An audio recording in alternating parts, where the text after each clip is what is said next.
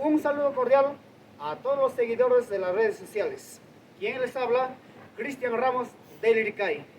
Les voy a deleitar esta canción titulada Malva Rosita.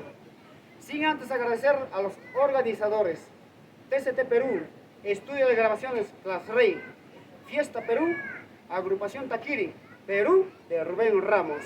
¡Vamos!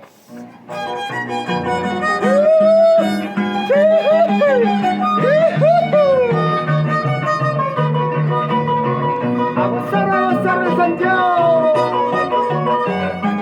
¡Eso sí! ¡Eso no! ¡Eso sí! ¡Eso no!